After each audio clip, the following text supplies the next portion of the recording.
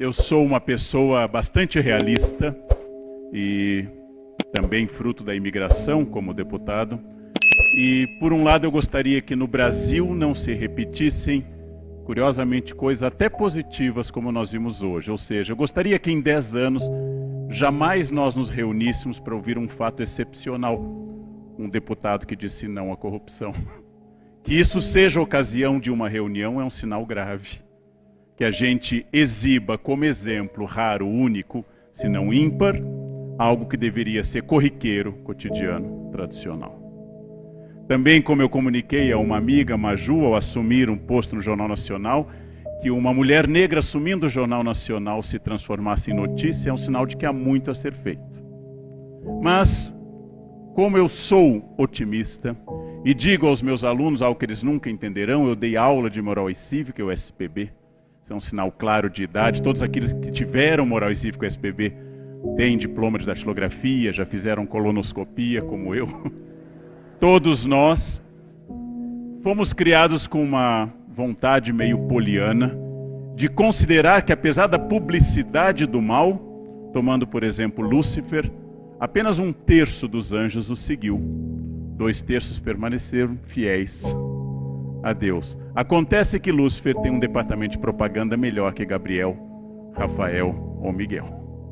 Acontece que o mal tem publicidade. Nunca será tema de noticiário as quaresmeiras florescem. Nunca será tema de noticiário um homem respeita uma mulher, mas um psicopata espancar uma mulher por 4 horas ocupará todas as manchetes. Porque é um fato, e é um fato terrível, mas o fato de que isso não seja a regra é muito interessante. E cabe-me aqui, como historiador, pensar um pouco em um campo muito complicado, porque nós fomos criados desde a colônia, especialmente a partir do século XIX, como um Estado tendente à fusão entre o público e o privado. Lembrem-se que o quadro fundacional da independência dos Estados Unidos, a declaração ocorrida a 4 de julho de 1776, no segundo Congresso Intercontinental da Filadélfia, mostra um grupo de homens brancos, WASP, assinando um documento iluminista de influência de Locke, discutindo. E o nosso quadro fundacional, pintado um pouco antes do fim do Império, que está hoje no fechado Museu do Ipiranga, mostra um homem sozinho, dotado de um gesto passional, dizendo independência ou morte. O que significa que nós somos românticos, passionais, ou como diria meu grande inspirador, professor Sérgio Buarque de Holanda, somos cordiais. Cordiais não no sentido de afetivos, diz ele no livro de 36, Raízes do Brasil, mas cordiais no sentido de funcionarmos pelo coração, inclusive como somos passionais, como somos apaixonadamente intuitivos. O público e o privado são difíceis. Não há país do mundo onde não exista o registro da corrupção. A presidente da Coreia do Sul está presa.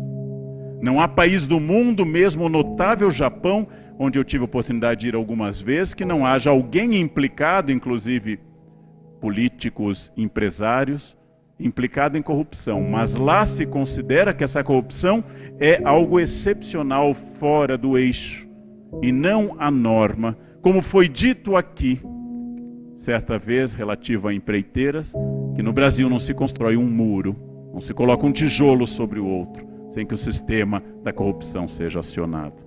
Então nós não estamos falando de um fato universal, mas da naturalização de um fato que se torna parte estrutural e endêmica do sistema brasileiro. Da naturalização de um fato que faz um deputado que faz a coisa certa, no caso, na época, um ministro, que ele nos fale em narrativa tão envolvente, de que ao dizer não a um caso menor, porque convenhamos que um prédio em Salvador é menos que o total de atentados ao patrimônio que diariamente é feito no país, como o incêndio do nosso museu no Rio de Janeiro. Mas é um fato muito relevante, porque é uma engrenagem em um sistema em que a lei só existe para quem não tem acesso aos gabinetes. A lei só existe para quem pode sofrer o drama de ser um cidadão comum, enquanto que os cidadãos não comuns não têm da lei. Continuando então, só para pensar como funciona isso, tomemos a nossa bela bandeira que hoje mantém a estrutura do artista original. Quando Dom Pedro a encomenda a um francês, Dom Pedro pede que exista o retângulo, símbolo do masculino, e símbolo a cor verde da dinastia de Bragança, a última dinastia portuguesa. Pede que haja um losango, símbolo do feminino, onde haja a cor dos Habsburgo, e alguma pessoa em algum momento não preparou a aula e ensinou que o verde era nossas matas e o amarelo era nosso ouro. Alguém não teve tempo de estudar, aí diz, pegou. E isso é repetido como se em 1821, data da encomenda, alguém fosse pensar em preservação de matas ou valorização disso. Bem, mas esse não é a questão importante. 2 produtos primários, 2 commodities, o tabaco e o café. O tabaco tradicional, o café em ascensão naquele momento. Mas eu quero que as senhoras e os senhores centralizem que a bandeira do Brasil diz: esse país é Bragança, associado a Habsburgo e a Leopoldina. Ele é agroexportador. Ele é português, pelo orbe português e a coroa da Cruz de Cristo. E, finalmente, ele tem a minha coroa imperial, depois transformado, uns anos depois, essa conformação da bandeira. Ora, a bandeira não diz, como os Estados Unidos, somos 13 listras iguais e alternadas, ou somos 13 colônias que se uniram para formar um país sem nome, inclusive, Estados Unidos da América, não tem nem nome, pega o nome do continente. Nós, com o nome de um produto como a Argentina, nós, com o nome de um produto, fazemos um país em que a figura de Dom Pedro se torna pré-existente ao pacto político. E quando recebe a comissão de deputados da nossa primeira e não concluída Constituinte de 23, substituída depois pela Constituição imposta de 25 de março de 1824, ele diz: eu a jurarei se ela for digna de mim e do Brasil. Ou seja, a minha figura, o poder moderador que Benjamin Constant falava na França, pré-existe à nação. A minha figura de ministro de Estado, vou pensar uma história fictícia, a minha figura de ministro de Estado é suficiente para que o apartamento seja conveniente para mim. Pega uma história fictícia que me ocorreu agora. Ou seja, minha necessidade imobiliária se impõe ao estatuto jurídico, à visão técnica, ao patrimônio histórico e essa igrejinha colonial que está aí. Mas o importante é que eu tenha lugar. Depois nós soubemos, nessa personagem fictícia, por que o lugar amplo era tão importante na sua história. Significa uma tradição, e não uma acusação contra Dom Pedro, que tinha virtudes e vícios, uma tradição de que a minha figura se impõe ao que existe. A minha figura é mais importante do que existe.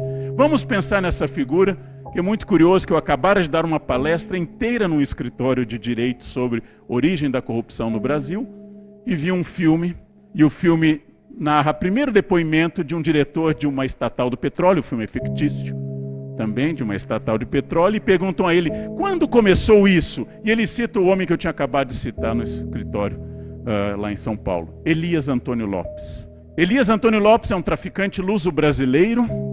O poder no Brasil, desde a colônia até hoje, sempre esteve muito ligado ao tráfico, na época de escravos. Elias é um poderoso homem que construiu numa terra que havia sido os jesuítas até a sua expulsão, construiu um palacete, construiu uma grande mansão, e quando Dom João aportou ao Brasil como príncipe em 1808, ele fez parte daquele esforço da elite fluminense de ascendência lusitana de achar lugar para 15 mil parasitas que se deslocavam para a capital do país.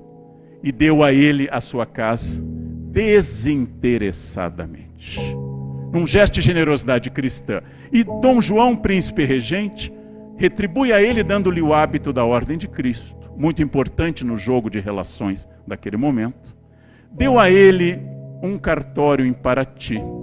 Na época os cartórios eram uma moeda de troca política. Vocês não vão lembrar disso, mas confiem no historiador. E deu a ele um cargo permanente na então cidade de São José del Rei, não São João, não confundo como nos jornais me corrigem, eu escrevo São José, eles corrigem, põe São João, atual Tiradentes, o cargo de, se não existia esse título, mas seria de prefeito permanente da cidade, ou seja, capaz de recolher muitos impostos. Começa aqui não, mas aqui fica visível a associação entre capital privado, entre iniciativa privada e Estado, em que o capital privado, dado um mercado fraco e outros motivos, ele se associa ao Estado na obtenção de privilégios, para garantir a esses capitais privados uma associação criminosa que nunca deixou de existir, que nunca cessou. Ou seja, associação entre economia e política, entre iniciativa privada e política. Conrado Caligares escreveu um texto ao chegar ao Brasil e relançou ano passado, Hello Brasil, e ele usa um conceito lacaniano, que é o conceito de gozo lacaniano, e ele fala que nós temos esse diálogo forte no Brasil entre goza Brasil e muda Brasil. E que aqueles que entoam muda Brasil é porque não estão gozando, ou seja, obtendo benefícios. Isso. E que uma vez que o muda Brasil assume o poder, ele passa a gozar o Brasil. E logo em seguida, o goza Brasil se transforma em muda Brasil. E ele comenta exatamente entre o colono e o colonizador o esforço que o surpreendeu como italiano, o esforço das pessoas em enfatizarem esse benefício pessoal. E sendo que o Conrado não vem de um país notável pela lisura, pelo menos naquela ocasião. Então é essa questão teórica que um grande fundador da antropologia, aparentado ao fundador da sociologia francesa, Durkheim, que escreveu num livro sobre o ensaio sobre o dom, forma e razão da mudança nas sociedades, nas sociedades arcaicas, em que ele trata com o dom, doação, pega um conceito indígena potlatch e tenta estudar antropologicamente por que do presente. Ora, vamos aplicar ao caso como convém ao meu caráter de professor. Se eu recebo do deputado o benefício de ignorar a lei, eu me torno devedor dele. E ao me tornar devedor dele, na próxima que ele pode precisar, próxima eleição, próximo problema, ele me beneficiará. E nessa troca de potlatch, como diria Marcel Mauss, ou seja, nessa troca existe um desafio. É uma política de mútuos benefícios. E quando eu lhe dou um presente que excede sua capacidade de retribuir, eu consigo o controle total, como ele estudou entre tribos da Polinésia.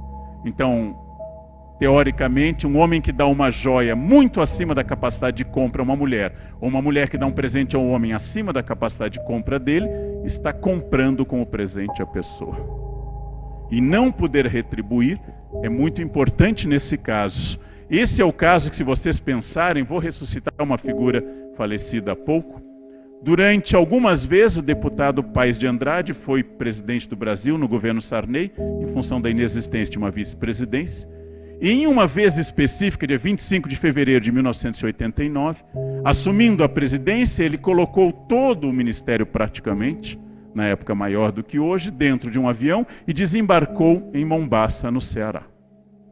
E lá levou todo o ministério, assinando convênios, entregando benefícios à cidade, cidade que por coincidência era sua base eleitoral e sua cidade natal. Discurso oficial do deputado: estou interiorizando o Brasil, estou levando o apoio ao Nordeste tão esquecido. É verdade, o Nordeste é esquecido. Mas o que está por detrás disso é um agrado no qual comenta o Caligares no seu livro Hello Brasil, no qual eu tenho que fazer isso porque eu sou presidente. E se eu sou presidente, eu tenho que ir à minha cidade e tenho que dar aos meus eleitores uma amostra do meu poder, porque esse poder é parte do processo do Goza Brasil, conceito lacaniano.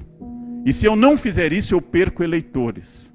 E aqui vem a parte incômoda do que eu digo há mais de uma década. Infelizmente, a corrupção no Brasil tem como primeira característica ser ambidestra. Ela é de direita e é de esquerda. Segundo dado inconveniente, ela não é localizada apenas em um governo corrupto diante de uma sociedade impoluta, onde eu tenho debates enormes aqui com outros amigos. Mas ela faz parte de um jogo no qual esse eleitor espera que o seu político traga à sua cidade um benefício específico, que pode ser: libere meu apartamento em Salvador, ou pode ser: traga para minha cidade porque você nasceu aqui, não importa que haja uma outra região e nem que esse auxílio talvez não seja tão interessante, importa que eu seja beneficiado. Aí eu quero gozar de novo do texto do Hello Brasil. Seria o homem cordial, pensaria o mestre Sérgio Buarque de Holanda, seria aquela execução da característica passional brasileira, incapaz de assumir a subjetividade do Estado porque o Estado é uma abstração.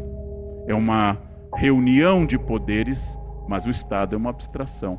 Como dizia Maria de Fátima da novela, não me venha com princípios, com ética, com moral. Não me venha com nhen. Eu quero saber quanto eu ganho esse respeito. Então, se naquele momento de redemocratização, que a novela Vale Tudo se insere, havia uma dúvida, afinal, nós tínhamos ido às ruas pelas diretas já. Nós tínhamos ido às ruas pelo restabelecimento do Estado Democrático de Direito. E ele veio e a sua resposta foi Sarney. E 5 anos depois, fomos às ruas também pelo restabelecimento das eleições diretas e a resposta foi Collor. Se nós não entramos naquele ciclo que minha avó advertia, não troca de marido, esse ronca, o outro pode bater. Então fica com o que você tem, porque pode ser pior. Já que estamos citando avós, deputados, ficar com a minha avó luterana, muito prática, muito direta, né? É o que tem, homem é tudo igual, facilita muito a escolha. Então é isso. Seria o homem cordial? Seria o homem cordial do mestre Sérgio Buarque, tão criticado por alguns que entenderam que cordial significava simpático? Não, cordial é o trânsito de São Paulo no fim da tarde, em que alguém mata porque outro cortou sua frente, ou fecha o cruzamento porque a minha necessidade passional, subjetiva e afetiva se sobrepõe ao público, coisa que eu não consigo explicar para estrangeiros. Há um amigo alemão que eu trouxe ao Rio de Janeiro, ele olhou uma banca de jogo do bicho e perguntou: o que é isso? Eu expliquei: o jogo do bicho. Ele perguntou: é ilegal, é crime? Eu disse: não, é contravenção. Muito importante essa distinção como filho de advogado. É contravenção. Ele disse: a polícia sabe? Eu disse: há uma chance expressiva. Diz: mas pode? Eu disse: não, não pode. Mas está aí, está. Eu não consigo explicar isso. Talvez seja a fraqueza do meu alemão a esse respeito, né?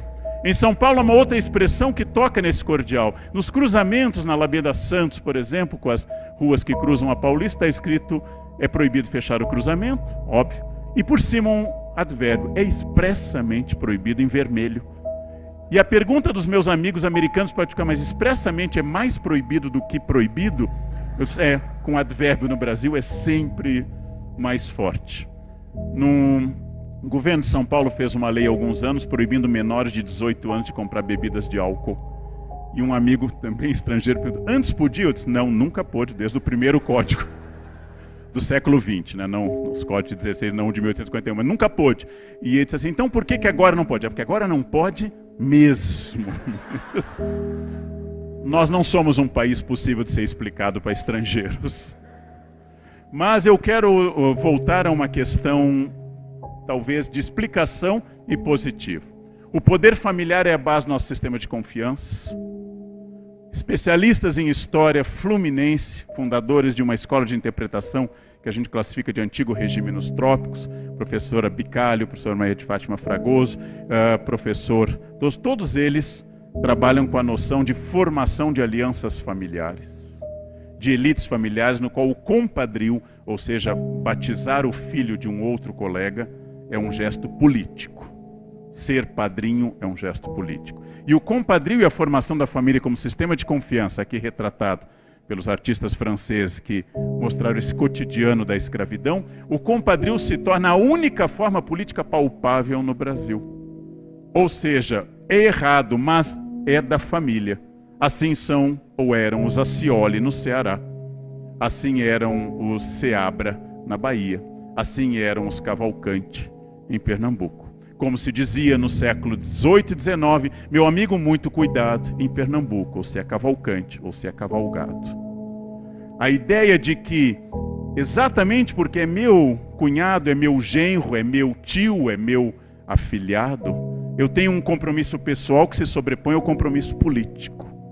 Então não se trata de destruir a família, pelo contrário, porque essas são famílias baseadas no poder e não no afeto. Mas se trata de separar o público de privado e entender que o valor da família é o da família e não o valor da política. Por isso, essa é uma grande questão no Brasil, porque aqui o nepotismo não é apenas um desvio, hoje proibido por lei.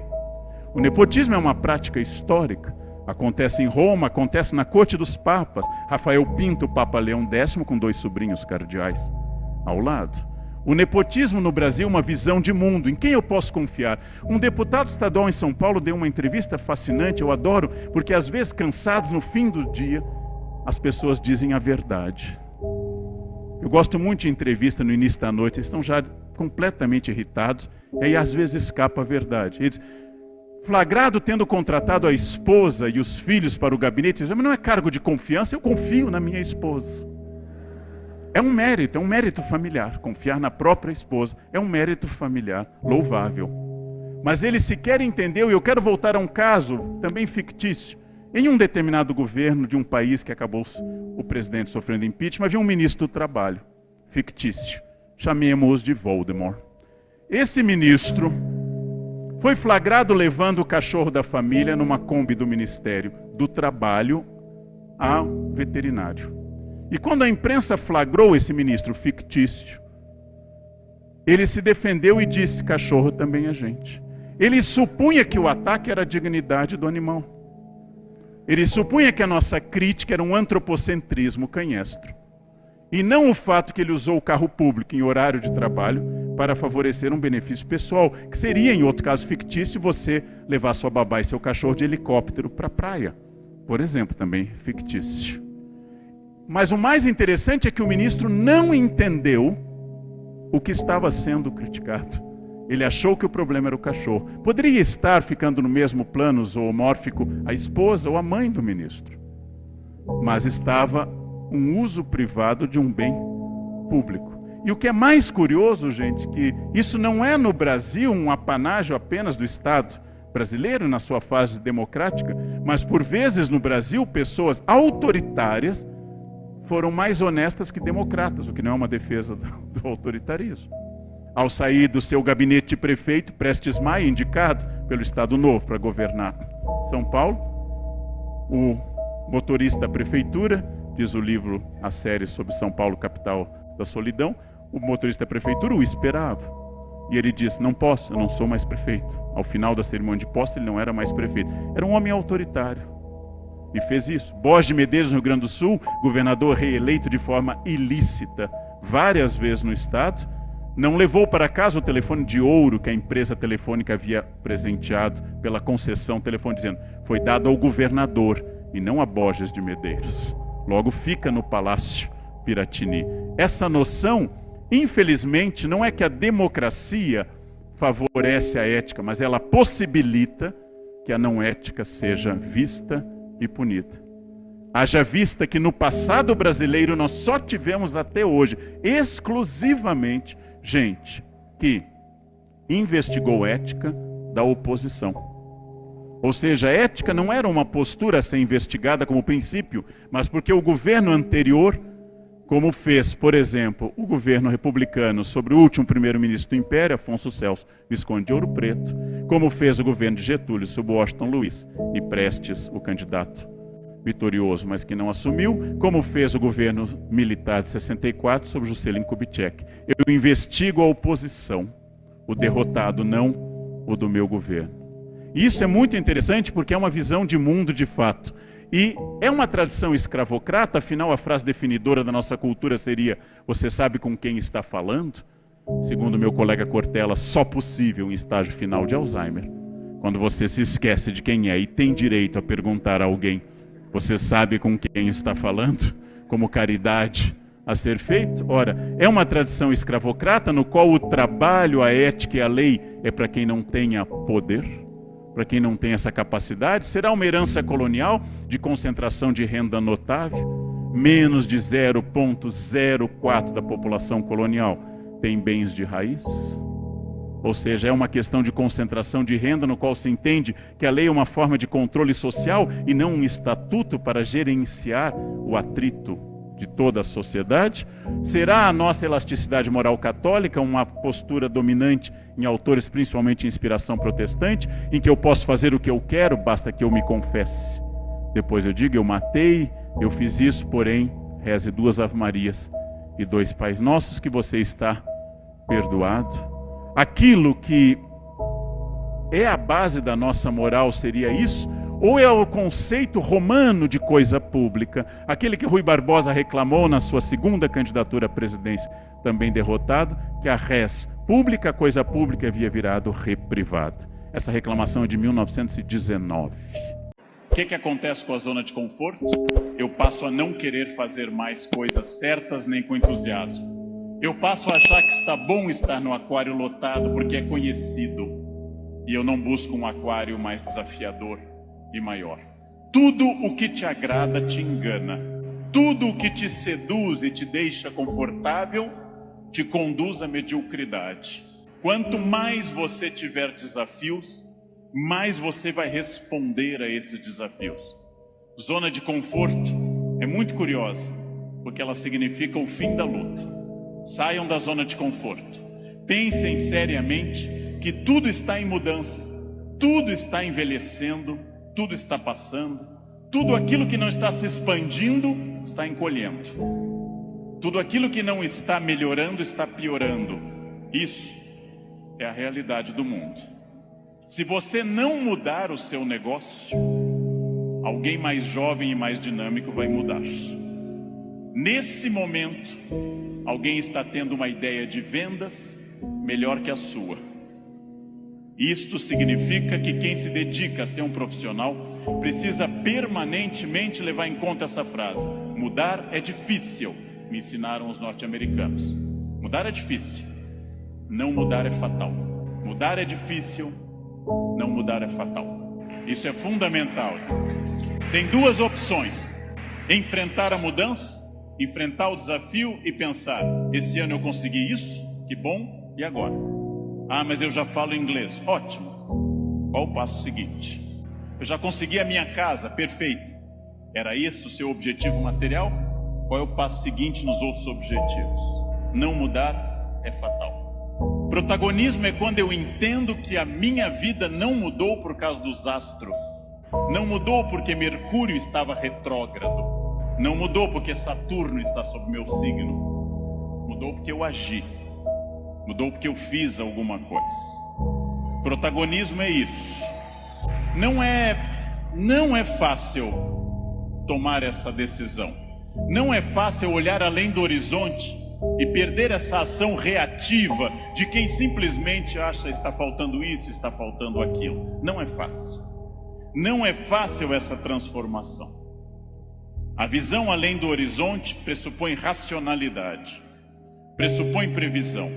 E eu venho de um país que eu amo tanto, este Brasil, apaixonadamente, um país que não gosta de ser estratégico. Todos os dias eu pego avião, gente, todos os dias, como hoje de manhã, como agora à tarde. Todos os dias eu enfrento raios-x e pessoas que passam, aí tem o celular no bolso e voltam. E eu atrás dessa pessoa envelhecendo. E a pessoa passa de novo as moedas e volta. Ah, é a botinha cafona com taxinhas, volta.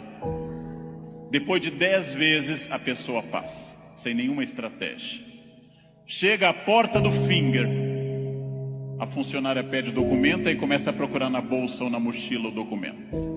Naquele momento, o meu já está em ângulo para mostrar para o funcionário. Essa pessoa acha o documento, entra no avião, vai até a metade.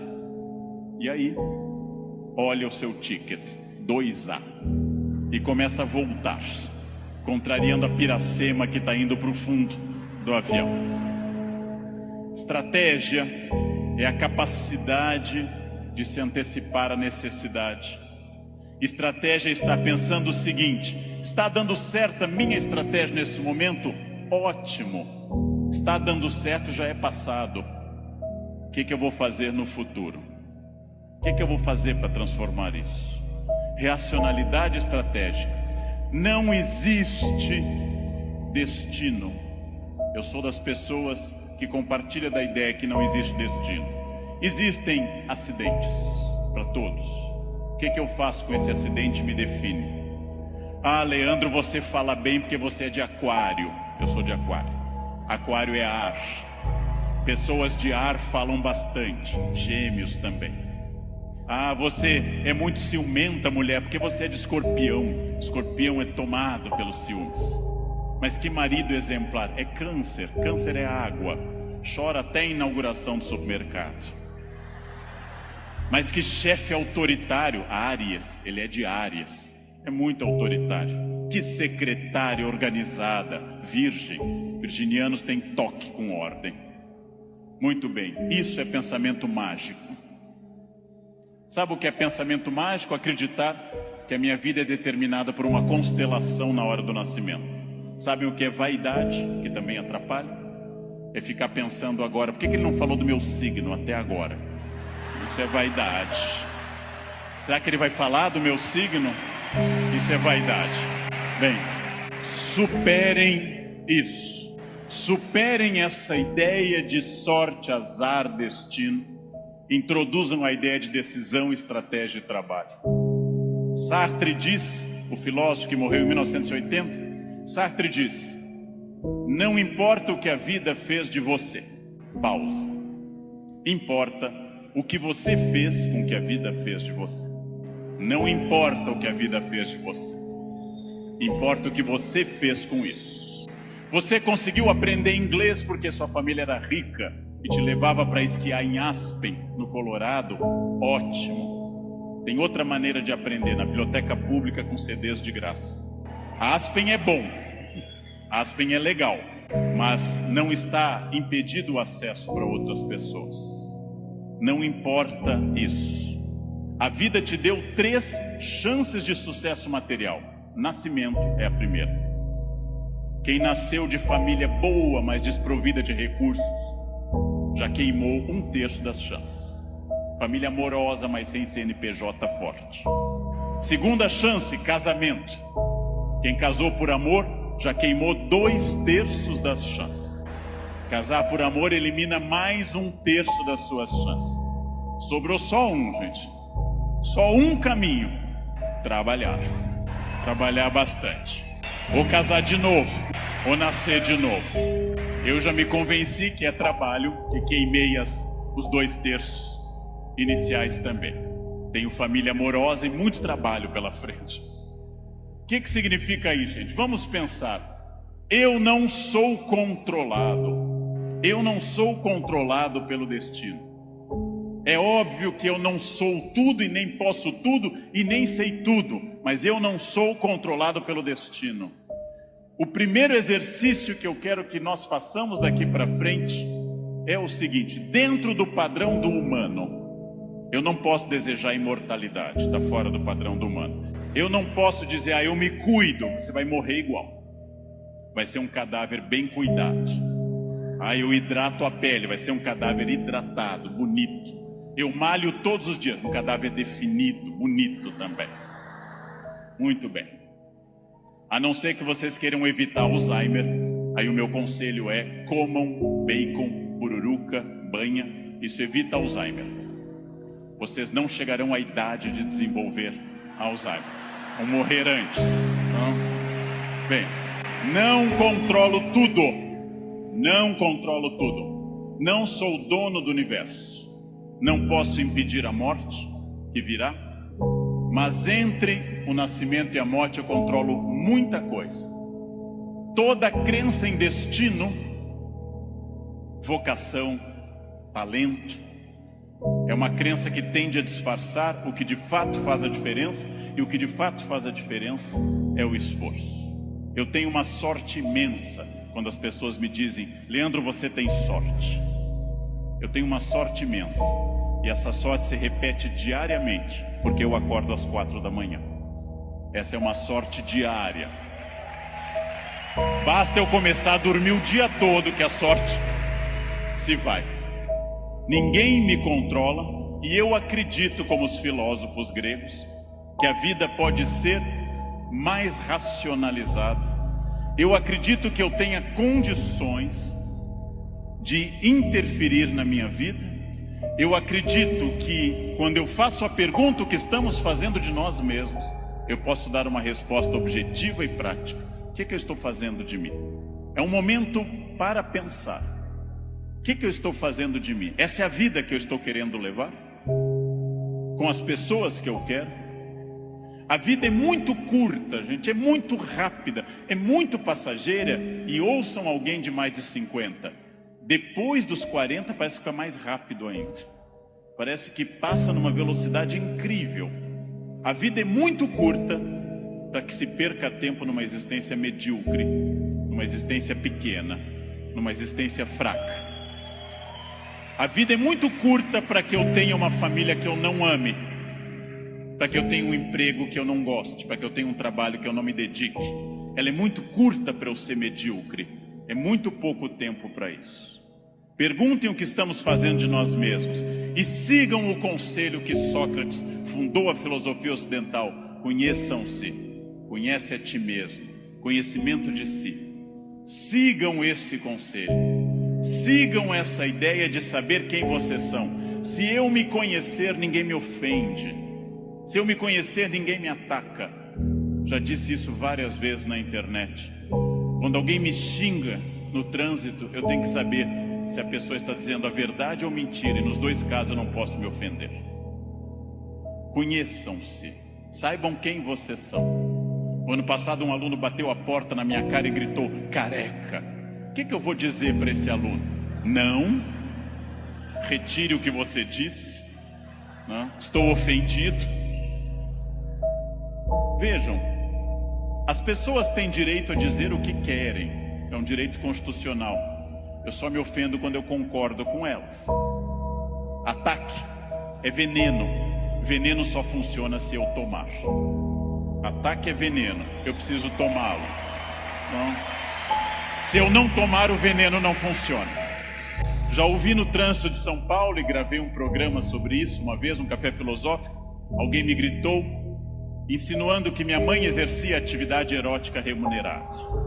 Examino a biografia de minha mãe, hoje com 80 anos. Na juventude ela está sempre com o rosto fechado nas fotos, como era próprio daquela época, nunca sorrindo. Era obviamente uma mulher fiel, sempre triste, fechada, uma mulher de um homem só. Não ria, não tinha aquela pele brilhante da mulher que não é tão dedicada. No passado por virtude, no presente por falta de mercado, minha mãe não é uma prostituta. Então eu não me ofendo. Mas se ela fosse, e não é crime no Brasil ser, eu teria que dizer à pessoa, você conheceu mamãe? Você ia lá em casa? Não? Também não teria que me ofender. Segundo xingamento mais comum e mais estranho, diz respeito à orientação sexual, que é mais estranho ainda, já que orientação sexual não é xingamento, mas é uma característica de cada pessoa. Alguém insinua que eu seja de uma orientação sexual específica. Eu observo e penso, tenho 54 anos, é uma idade boa para você já saber seus orifícios preferidos. É uma idade que, grosso modo, você já sabe mais ou menos o que você gosta. E não haveria problema nenhum em gostar de outra coisa. Então eu digo, você está enganado. Mas e se fosse? E se fosse? Sem problema algum. Eu diria a essa pessoa também, você me conhece? Eu não lembro do seu rosto, mas eu olho sempre o travesseiro, quer dizer, eu não vejo, estou sempre na fronha, eu não lembro bem do seu rosto. Sem problema também. Quando alguém lhe xinga de velha, de feio, de babaca, de filho de alguma coisa, quando alguém lhe xinga até dizendo um time de futebol específico, que eu não vou repetir, resta você saber, a pessoa está certa ou errada. Se ela estiver certa, ela não está me ofendendo. Se ela estiver errada, está me ofendendo. A vida é muito curta para que eu perca tempo com babacas cheios de ódio. A vida é muito curta para isso, né? Evitem esse problema. Quem se conhece não se olha como Superman e na verdade é o pateta. Quem se conhece sabe dos seus limites e explora esses limites ao máximo. Quem se conhece sabe, talvez eu não tenha vindo ao mundo tão bonito, talvez eu não tenha vindo ao mundo tão alto, tão rico, tão hábil em línguas. Eu posso fazer muito com isso, muito. Posso esticar esses limites ao máximo. É fundamental conhecer-se, sempre, sem exceção, sem nunca perder de vista que consciência é a chave da transformação. Consciência é a chave de todas as transformações. respostas claras, objetivas para a pergunta que eu fiz no início. O que eu quero? Onde isso vai me levar? Quem sou eu? Isso me torna ou não feliz? Consciência. Controlar a vaidade. O principal elemento de descontrole de uma vida. Trabalhei para homens muito importantes nesse país. Trabalhei com pessoas fundamentais deste país. E quase todos com o mesmo pecado. O pecado da vaidade. O pecado fundacional da humanidade, o de Lúcifer. O pecado de se achar mais do que é. E de achar que os outros concordam com isso. Mire em ser mais do que você é. Mas saiba exatamente quem você é. Para que o mundo não precise lembrá-lo disso com frequência.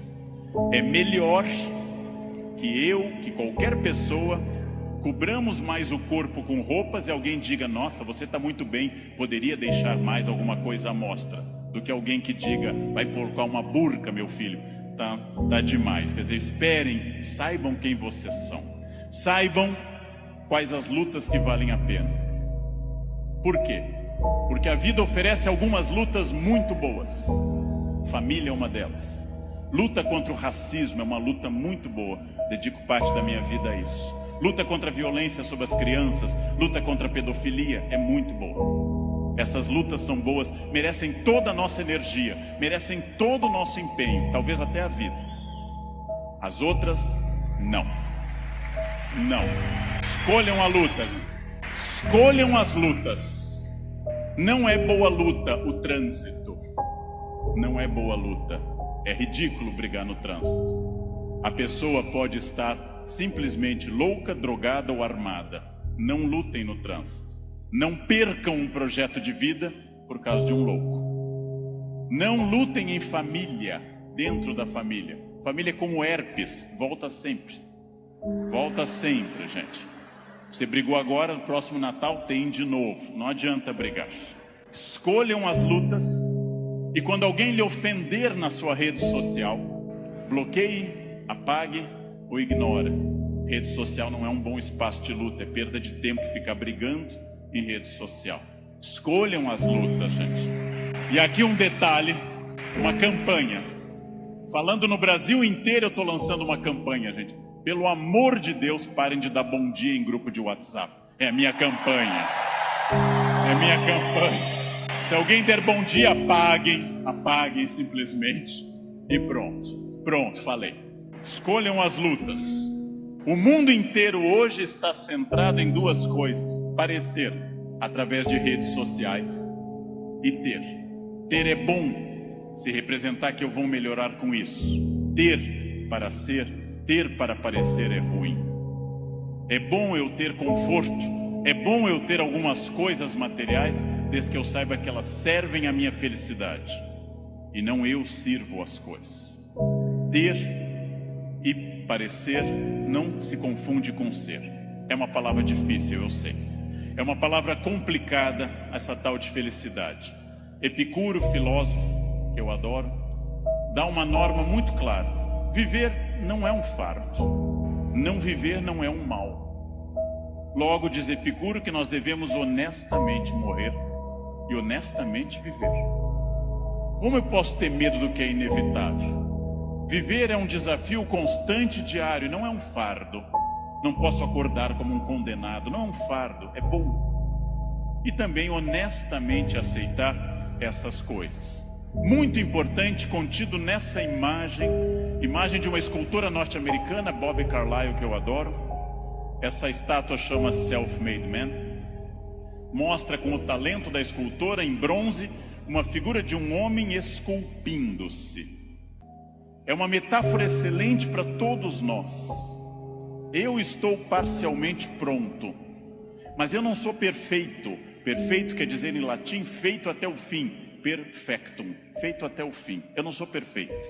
Eu sou perfectível. Eu estou em processo de transformação. Eu sou uma pessoa crescendo a cada instante.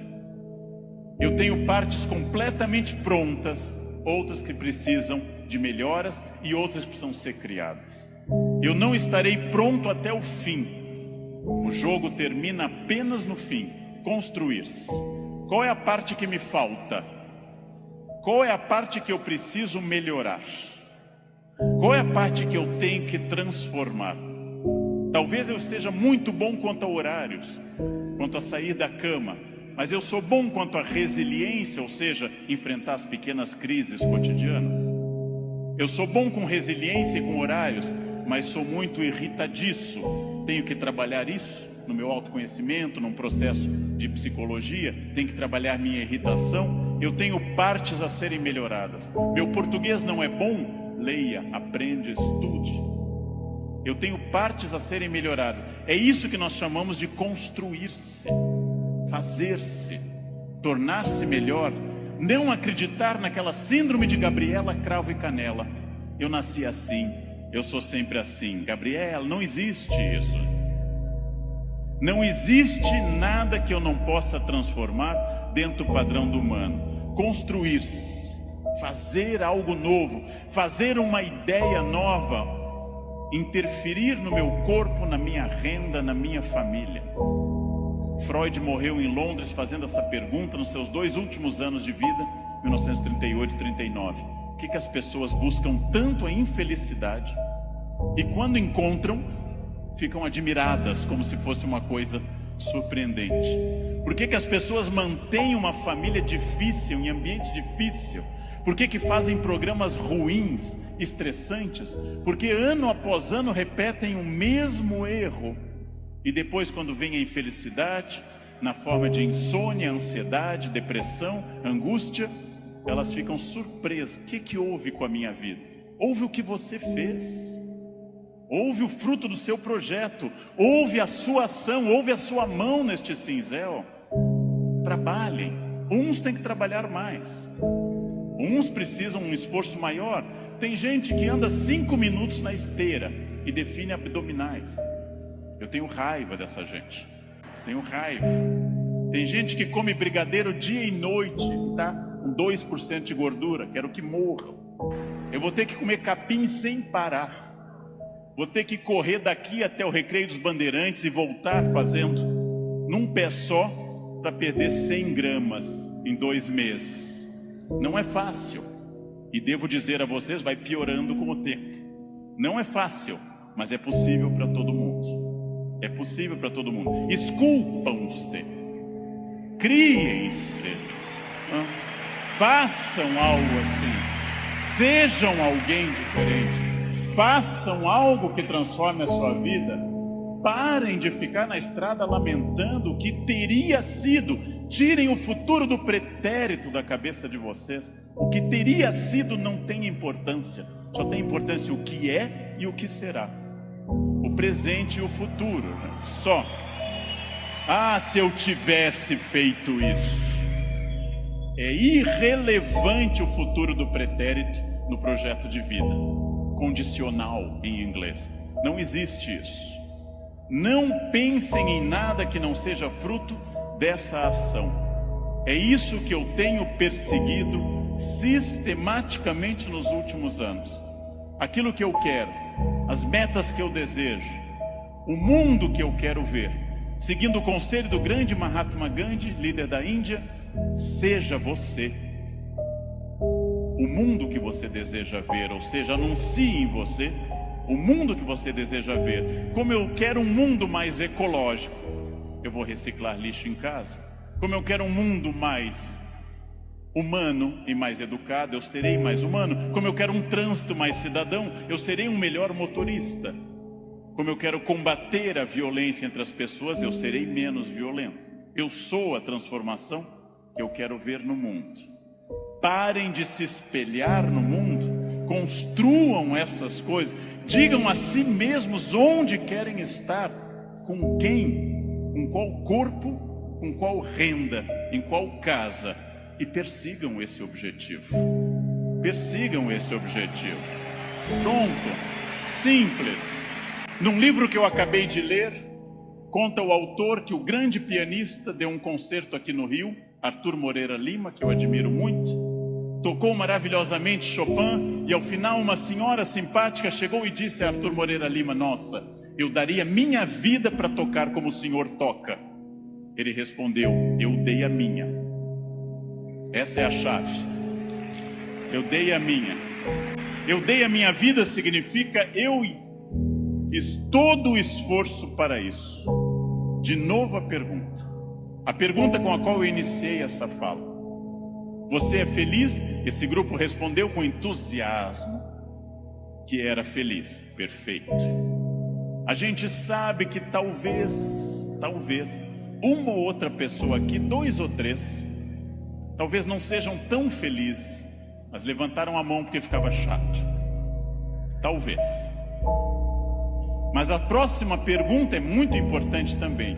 Se há algo que me incomoda, em qualquer campo, se é algo que me perturba, se é algo que me tira o sono, se é algo que eu poderia melhorar, se eu quero um outro modelo, o que pode ser feito a partir de hoje para mudar esses pontos complicados? Uma senhora da Liga das Senhoras Católicas me ligou. Professor, eu sou sua aluna da terceira idade lá da USP. O senhor já me viu. Eu adoro suas aulas. Acompanho o senhor há muito tempo. O senhor não daria uma palestra para nós? Eu vou cobrar caro e o dinheiro vai todo para as crianças com câncer. Falei, fechou, pode marcar. Só mais uma coisinha, eu adoro o seu jeito, não é nada pessoal, mas tem umas colegas mais idosas do que eu, pensei, nossa, então, não dá para o senhor dar uma maneirada, pega leve. Como assim dar uma maneirada? Pega leve na energia, nos exemplos, no palavrão, pega leve. Não dá não, dona, porque não tenho por que ir meia boca, bola murcha, distendido. Por que ir só metade? Por que ir menos de mim? Já que eu vou completo. Não consigo deixar metade em casa. Eu não consigo me amputar. E se a senhora não tem preocupação com a minha identidade, pense nos que vão comprar os ingressos. O que eles podem esperar de mim? Ah, é todo mundo que adora o senhor, vai bombar, o senhor vai ver. O que eles esperam de mim? Eu perguntei. Que o senhor faça o que o senhor sempre faz. Por acaso eles esperam que eu dê uma maneirada? Não, eles não. Por que nós vamos traí-los então? Por que nós vamos traí-los então? Se as pessoas confiam em mim, porque já me assistiram, porque já me viram em outros lugares, e se me convidaram é pelo que viram e não pelo que não viram. Por que nós vamos traí-los se são eles que vão ajudar as crianças? Avisa aí suas amigas higienizadas. Se quiser ajudar as crianças com câncer, vai ter que ser com caralho e tudo. Eu nunca falei tanto caralho numa palestra como naquela. Eu só vi as velhotas se acomodando na cadeira, mas depois do 5º caralho eu acho que se afeiçoaram, porque já pediram outra palestra. Professor, não vai esquecer do caralho. Difícil esquecer, dona.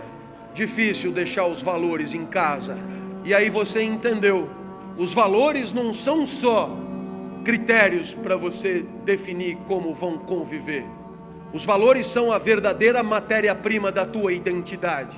Graças a eles, você comunica a todo mundo qual é o jeito especial de ser daquele lugar. E as pessoas que não conhecem vocês, que não têm por que conhecer porque não convivem com vocês, essas pessoas confiam que aquele banner e aqueles valores são o teu jeito especial de ser. E aí, é claro, confiarão até que sejam decepcionadas por alguém que, pensando numa vantagem comezinha e imediata, coloque por terra e em xeque toda uma construção identitária tão longa, penosa e difícil de ser realizada. E se você ainda me perguntar por que tanta preocupação com isso, com essa ética dos valores, com essa necessidade de decidir nós mesmos como vamos viver a cada segundo, soberanamente, altivamente, assumindo o erro, eu escolhi e eu errei, assumindo isso com coragem, tudo isso é pela certeza de que se a vida e a convivência entre nós tem alguma chance de ser feliz, ela será do jeito tipicamente humano de ser, livre, soberano, arrependido, mas às vezes orgulhoso de ter decidido do jeito que foi feito. E a felicidade, nesse último minuto que me resta, só pode ser um instante de vida. Um instante de vida que você torce para durar um pouco mais. Um instante de vida que você não gostaria que acabasse tão cedo. Um instante de vida que você lamenta quando acaba. Um instante de vida que você começa a articular para repetir o mais rapidamente possível. Muito boa parte da vida não é assim, infelizmente. A gente passa o dia esperando o fim do dia, passa a semana esperando o fim de semana, passa o mês esperando o quinto dia útil, passa o ano esperando as férias, e sem perceber, a gente está torcendo para a vida acabar rápido. A felicidade só pode ser o contrário, quando você lamenta o passar de cada instante, quando você não se conforma que aquilo já tenha acabado, porque estava tão bom. E se alguém ainda argumentar, mas a vida vai acabar para todo mundo, é verdade, mas terá vivido muito melhor aquele que não se conformou com o passar de cada segundo, do que aquele que simplesmente assistiu passivamente à deterioração do próprio ser. Por isso eu espero que tenha sido esse o caso, que pelo menos por um segundo eu tenha te surpreendido, que pelo menos por um segundo 10 minutos tenham passado e você não tenha se dado conta, que pelo menos por um segundo não tenha percebido a aula de filosofia que te esperava logo ao raiar do sol, que pelo menos por um segundo tenha pensado em me mostrar na internet para alguém que você ama, tenha pensado em trazer o filho, a esposa, tenha pensado em me abraçar. Se alguma dessas coisas aconteceu, é porque você foi feliz nesse segundo. E para nós, discípulos do filósofo Cristo, ser causa da felicidade de alguém, nem que seja por um segundo só, é a única meta digna de ser perseguida. É nesse sentido que eu gostaria de insistir, não é? Estamos vendo novas gerações surgir. As crianças nascem todos os dias, e as crianças que nascem hoje, elas conviverão com pessoas que dizem coisas muito diferentes do que eu ouvi quando era criança. Eu me lembro do meu pai, e eu dizia a ele: pai, se você fizer isso a gente vai perder muito. Ele sorria e dizia: como a gente pode perder muito se a gente não tem muito? Só perde muito quem tem. Só tem uma coisa de valor que a gente não pode perder: a oportunidade que eu tenho de te educar. Se eu empenhei a minha palavra e disse que eu faria alguma coisa, pois então a minha palavra tem valor. E este é o maior tesouro que eu posso te deixar como legado. E para você entender que não é da boca para fora, mas que tem valor mesmo, você está vendo o seu pai honrar um compromisso assumido e não levar vantagens que poderia levar. Eu espero que você me tome como referência e como modelo de fidelidade ao próprio discurso, de fidelidade a si mesmo, de fidelidade aos próprios compromissos. Porque quando você promete alguma coisa, tem gente te ouvindo, tem gente que faz planos, acreditando que você honrará o que prometeu. Tem gente que faz investimentos, tem gente que define uma vida, tem gente que constrói uma agenda por acreditar que o que você disse iria ser cumprido. Na hora que você, para ganhar uma vantagem que apareceu ontem, você deixa essas pessoas no limbo, você semeia para você uma desconfiança em você. E aquelas pessoas que um dia te ouviram e acreditaram em você, não acreditarão mais em você. E meu pai ainda dizia: se todos fizermos isso, a vida na sociedade será um excremento. A desconfiança de todos em todos. Por isso, eu cumpro o meu papel. Vamos deixar de ganhar, é verdade. Mas você terá tido uma lição. Uma lição que eu espero que leve para toda a sua vida, porque você terá a vida para decidir como vai agir. E eu espero que você honre os compromissos assumidos, para não prejudicar todos aqueles que tiveram a generosidade de acreditar em você.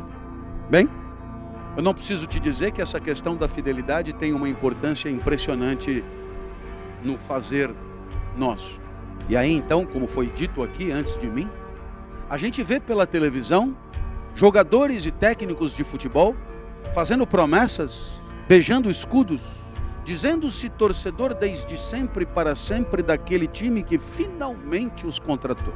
Nós assistimos gente dizendo que cumprirá o contrato até o fim e que não abandonará o clube em hipótese alguma. Nós assistimos gente dizendo que morrerão com o time, mas lutarão até o fim para manter viva a esperança do torcedor. Pois é, a verdade é que basta um aceno, basta a chance de um troquinho a mais, e todo aquele lindo discurso que fez tanta gente acreditar e sonhar, cai por terra em dias. E aí vem logo aquela conversa: eu prometo que eu vou voltar. Por que eu acreditaria se você tinha prometido que ia ficar e não ficou? Promete que vai voltar. Só voltará se ninguém mais te quiser. Só voltará se não tiver mais mercado no luxo. Aí você voltará, mas voltará não por amor a nós, mas pela necessidade de ter o que comer.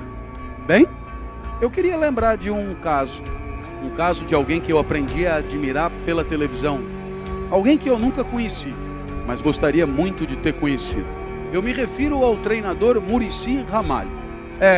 Claro, eu acompanhava Muricy mais do que os outros treinadores, por questão de preferência clubística. Mas Muricy foi ao Fluminense. E lá no Fluminense, Muricy devolveu ao tricolor carioca uma certa autoestima. E Muricy trabalhava como sempre trabalhou, com lisura, honestidade e dizendo as coisas como elas são. No meio do trabalho, Muricy foi chamado pela CBF para ser treinador da Seleção Brasileira de Futebol. Talvez o maior reconhecimento, o maior troféu, o maior prêmio da carreira de um treinador no nosso país. Mas Muricy tinha empenhado a sua palavra, tinha dito aos dirigentes do Fluminense, aos jogadores do Fluminense, à torcida do Fluminense, que ele não sairia antes de determinado momento. Muricy então se reuniu com os diretivos da CBF para lhes explicar que ele não poderia aceitar, e não poderia aceitar por conta de uma palavra empenhada. Perceba, meus amigos, para além do direito, para além da frieza dos contratos, ainda temos a possibilidade de ser honesto. E não honesto porque somos constrangidos por um contrato, honestos porque aprendemos a agir desta maneira, honestos porque a nossa vida é assim, honestos porque não sacaneamos ninguém, honestos porque não deixamos ninguém na mão, honesto porque honramos os nossos compromissos e as nossas parcerias, mesmo que, para que esta honestidade aconteça, tenhamos que perder a grande e talvez única chance da vida de ser técnico da Seleção Brasileira de Futebol. Muricy não será campeão de uma Copa do Mundo. Muricy não será o treinador campeão de uma Copa do Mundo. Esta chance ele perdeu. Em nome da honestidade. E a ética é isso, como eu expliquei. Abrir mão de um ganho, abrir mão de uma vantagem, para que todos tenhamos a chance, na convivência, de ter um pouco de felicidade. Então, eu tiro um dos maiores exemplos de honestidade profissional que eu poderia citar aqui do futebol. Exatamente porque Muricy Ramalho permite que isso seja possível. E você percebe que para cada Muricy, talvez tenhamos dezenas ou centenas de gente que, sem se incomodar muito com as coisas que disse e com as esperanças que gerou, vai atrás da primeira migalha de circunstância para poder se dar bem. Afinal de contas, a carreira é tão curta, não é? Meus amigos, é por essas e por outras que chegamos num ponto importante da nossa aula.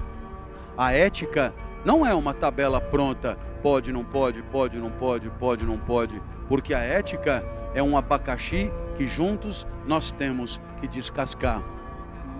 Ele falou em desatar o nó, então eu mudei a metáfora, mas é a mesma coisa. Sabe, durante alguns anos eu representei o governo brasileiro junto à Unesco. A Unesco é uma organização internacional com sede em Paris. E por concurso público, o governo brasileiro e os governos dos outros países mandam seus representantes especializados em ética para debater sobre coisas que interessam o mundo inteiro. E um dos temas que eu debati foi o uso infantil do Facebook. Você sabe que o Facebook é uma maravilha, o Facebook aproxima as pessoas, o Facebook agiliza as relações, o Facebook faz perder menos tempo, o Facebook promove encontros alegres, o Facebook é tão bom. Mas ao mesmo tempo, o Facebook permite o bullying eletrônico, que faz com que as sacanagens da sala de aula ganhem escala global. levando muitos adolescentes ao suicídio. Então você olha para mim e diz: professor, qual é a verdade sobre o Facebook? Quais são os limites do uso do Facebook? Então, meu amigo, pode consultar os sábios, Jesus, Maomé, Buda, e você verá, nenhum deles falou sobre o Facebook. Sabe por quê? Porque não existia. Esse abacaxi, quem tem que descascar somos nós. Não há verdade anterior à nossa inteligência. Somos nós que temos que pensar e discernir para perceber que toda ética, como cobertor curto, nos obrigará a puxar de um lado ou do outro, e temos que identificar o que vale mais. Eu falei cobertor curto, porque num dia de frio, tampar a canela é um valor. Canela aquecida é um valor. Mas orelha aquecida também é um valor. Só que o cobertor não dá para tampar a canela e a orelha. Então, é preciso saber que valor vale mais: a canela ou a orelha. Eu me lembro de um aluno dizendo: professor, quem entra atrasado atrapalha a nossa convivência, atrapalha a aula. A gente esperou tanto tempo pela sua aula, não deixe as pessoas atrasadas entrarem. Princípio da pontualidade. Quem não é pontual é sacana, porque se você marca num horário, chega meia hora depois, a pessoa que chegou na hora vive uma vida desagradável, inútil, entediante. A pontualidade é um desrespeito para com o outro. Por isso, professor, vamos ser pontuais. Tranque a porta, não deixa ninguém chegar atrasado. Aí o menino do lado falou: professor, eu queria dizer que o colega tem toda a razão, a pontualidade é super importante. Como seria bom se pudéssemos estar aqui todos no horário. Mas eu queria lembrar ao senhor que eu faço parte de um grupo que mora na periferia sul da cidade, mais especificamente em Grajaú e Parelheiros. A gente não teve a sorte de nascer aqui por perto da cidade universitária. A gente não teve a sorte de ganhar um carro quando fez 18 anos. A gente não teve a sorte de não precisar trabalhar para poder estudar, professor. Então, a gente trabalha lá no nosso canto. E se a gente sai às 18 horas, a gente não chega aqui às 19h30 nunca. Se o senhor trancar a porta, a gente nunca vai poder assistir a sua aula. O senhor pode escolher. Se o senhor trancar, haverá mais concentração dentro da sala de aula. Mas a galera que vem da perifa, essa não vai poder assistir. E o senhor estará reproduzindo as desigualdades, dando bom conhecimento a quem já é rico e condenando o pobre a ficar onde ele sempre esteve, na ignorância, longe, distante, sem diploma. Entendeu o cobertor curto? Assim você pode imaginar que ganhar um jogo tem grande valor. E é claro que tem grande valor, porque com vitórias há campeonatos, com vitórias há valorização dos atletas, com vitória há valorização da equipe técnica, com vitórias há tudo de bom para aqueles profissionais. Portanto, num jogo o que se busca é a vitória. A vitória é um valor, mas que fique claro, não é o único valor. E na lógica do cobertor curto, é possível ganhar simulando, é possível ganhar fingindo-se derrubado na grande área, é possível ganhar fingindo-se agredido pelo adversário, é possível ganhar fingindo-se lesionado, é possível ganhar fingindo-se apto a jogar, é possível ganhar fingindo-se mentindo a idade, é possível ganhar enganando, ludibriando, iludindo. E aí é claro, você percebe que o cobertor curto nos permite concluir que a vitória vale muito, mas não de qualquer jeito. Não de qualquer jeito, porque quando você ganha desse jeito aí, quando você ganha na fraude, no engodo e na mentira, você ganha sem mérito, ganha sem brilho. E o que é pior, destrói o jogo, destrói o prestígio do jogo, destrói o valor do jogo. Provavelmente vocês já ouviram falar em sustentabilidade.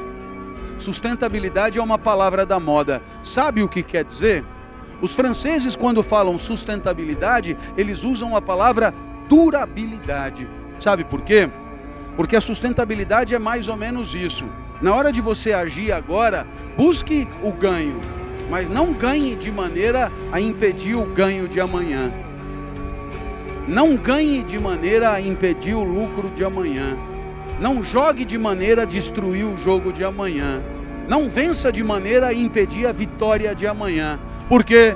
Porque se você ganhar hoje e acabar com o jogo, essa terá sido a sua última vitória. A vitória que não se reproduz mais. A vitória que destruiu o jogo e o ganha-pão. E é claro, ninguém quer essa vitória para ninguém. E por isso, a vitória sustentável é aquela em que você ganha por mérito e com isso você faz com que o jogo de amanhã tenha ainda mais interesse, mais brilho e mais disputa para se identificar o melhor, o mais competente, o que de fato tem mais bola para jogar. Nossa, eu estou tentando mostrar para você que aquele que busca vantagens de circunstância, ele não tem que ser honesto por bondade, não. Ele tem que ser honesto antes de mais nada, porque ele próprio padecerá de um universo de desconfiança que ele ajudou a construir, que ele ajudou a fazer acontecer. E portanto alguém como Muricy tem um valor extraordinário, porque abrindo mão do maior prêmio, ele fez com que muita gente voltasse a acreditar que tem gente séria no futebol, tem gente confiável no futebol, tem gente digna no futebol, e com certeza é a maioria das pessoas. Infelizmente, os jornalistas acabam dando muita ênfase para a maracutaia e esquecem de tantos e tantos e tantos exemplos de honestidade, de lisura, de fidalguia, de honestidade no jogo, que acabam passando desapercebido ou até passam por